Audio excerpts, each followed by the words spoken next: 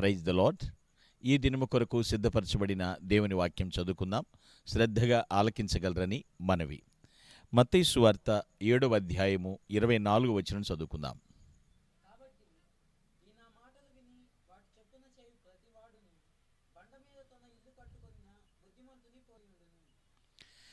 ప్రభునందు ప్రియులారా, ముందుగా మీకు హృదయపూర్వక వందనములు తెలియచేస్తూ ఉన్నాను. ప్రభువారు చాలా చక్కని ఉపదేశాలు చేశారు. ఇక్కడ లైఫ్ గురించి మాట్లాడుతున్నారు. మన లైఫ్ మన జీవితం ఒక ఇల్లు లాంటిది అని చెప్తున్నారు. అంటే మనం నివసించడానికి ఇల్లు ఎంత ప్రాముఖ్యమైందో మన జీవితం కూడా అంతే ప్రాముఖ్యమైంది. ఇంకా చెప్పాలంటే ఇంటికి పునాది ఎంత ప్రాముఖ్యమైందో జీవితానికి కూడా పునాది అంతే ప్రాముఖ్యమైంది అనేటువంటి మాట చెప్తున్నాడు. ఈ ఉపమానంలో అదే చెప్తున్నాడు. కొంతమంది బండ మీద ఇల్లు కట్టుకుంటారు, వాళ్ళు బుద్ధిమంతులు అంటున్నారు. కొంతమంది ఇసుక మీద ఇల్లు కడుతూ ఉంటారు, పునాది వేసి. ఇసుక మీద పునాది వేస్తే వాన వచ్చను, గాలి వాన వచ్చను, గాలికి అంతా కొట్టుకుని పోయిను, అంతా కూడా వెలిసిపోయింది అన్నట్లుగా చూస్తున్నాం. ఎన్ని వరదలు వస్తూ ఉంటాయి, ఉప్పొంగుతూ ఉంటాయి, ఎందుకు కూడా పోతూ ఉంటాయి. అంటే మనము పటిష్టంగా ఉన్నామా? ఇంకా మాట చెప్పాలంటే పదిలంగా ఉన్నామా? జాగ్రత్త భద్రత అనుకుంటూ మనకున్నదా? ఒక ఉపమానం దృష్టాంతం జ్ఞాపకం వస్తూ ఉంటుంది. ఏంటంటే కొంతమంది యవనస్తులు కలిసి సముద్ర స్నానానికి వెళ్ళారు. వాళ్ళంతా కూడా ఈవినింగ్ టైం వెళ్ళారు. అందరూ కలిసి ఈత కొడుతున్నారు. ఈత కొట్టడం రాకో లేకపోతే ఈత కొట్టే విషయంలో అలసిపోయి ఒక అతను మిస్ అయిపోయాడు. వీళ్ళందరూ ఎతుకుతున్నారు, దొరకలేదు. చీకటి పడిపోయింది, ఒడ్డుకు వచ్చేసారు. వీళ్ళంతా ఏడుస్తున్నారు, చాలా దుఃఖంలో ఉన్నారు. ఏం అర్థం కావట్లేదు.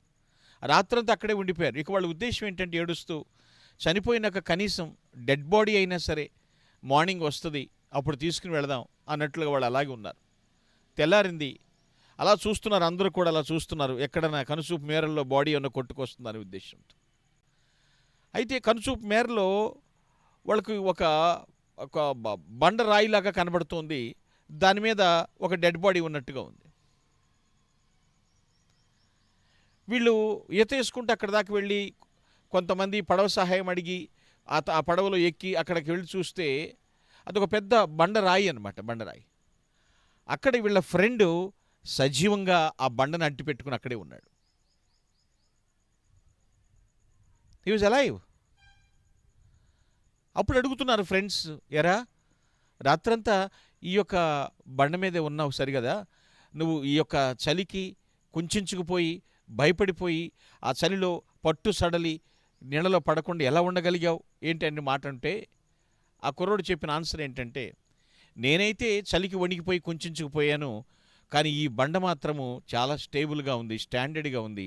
ఈ బండ వణకలేదు, కానీ నేను దాన్నే గట్టిగా పట్టుకుని అలాగే ఉన్నానని చెప్తున్నాడు. మనం ఏం అర్థం చేసుకుంటాం పిల్లలు? ఆలోచించండి. నీ పునాది పటిష్టమైతే, సరే నీ యొక్క పునాది ఏర్పరచుకున్నటువంటి ఆ ప్లేస్, ఆ బండ మీద అయితే పునాది స్ట్రాంగ్గా ఉంటుంది. బైబిల్ సెలవిస్తుంది కదా, ఆ పునాది యేసుక్రీస్తే. దేవునిలో మనం కట్టుకోవాలి, దేవుని మీద మనం ఆనుకోవాలి. అప్పుడు మన జీవితంలో శ్రమలు, కష్టాలు, కన్నీళ్లు ఎన్నొచ్చినా, ఒడిదుడుకులు వచ్చిన, తుఫాన్ల మాదిరి పొంగి పొర్లినప్పటికీ కూడా, బ్రద్దలైపోయే పరిస్థితి వచ్చినా కూడా ఇప్పుడు ఆలోచించి మన జీవితం పడిపోదు, ఓడిపోదు. పటిష్టంగా ఉంటాం, పదిలంగా ఉంటాం. ఎందుకంటే మన జీవితపు పునాది యేసే. మన లైఫ్ అంతట్లో కూడా యేసుక్రీస్తు మీద నిలిచి ఉంటే ఆ అనుభవం ఎంత గొప్పగా ఉంటుందో ఆలోచించండి. కొంతమంది పునాది సరిగా ఉండదండి, నామకార్థులుగా ఉంటారంతే.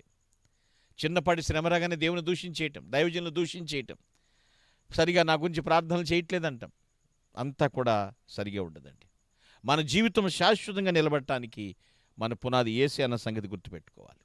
ఎప్పుడైతే యేసుక్రీస్తు మీద మన పునాది వేసుకున్నామో మనల్ని ఎవ్వరూ కదిలించలేరు. అటువంటి పటిష్టమైన పదిలమైనటువంటి పునాదిగా ప్రభుని మనము కలిగి ఉందుము గాక. Amen. Please all close your eyes. Let us pray. ప్రేమమయ్యా, నీకు స్తోత్రాలు. మా బండవు నీవే, మా పునాది మీరే అని ఎందరైతే నీ మీద నిర్మాణం ప్రారంభిస్తున్నారు, అటువంటి వారి జీవితాలు పటిష్టంగా పదిలంగా ఉంటాయని తెలియచేశారు.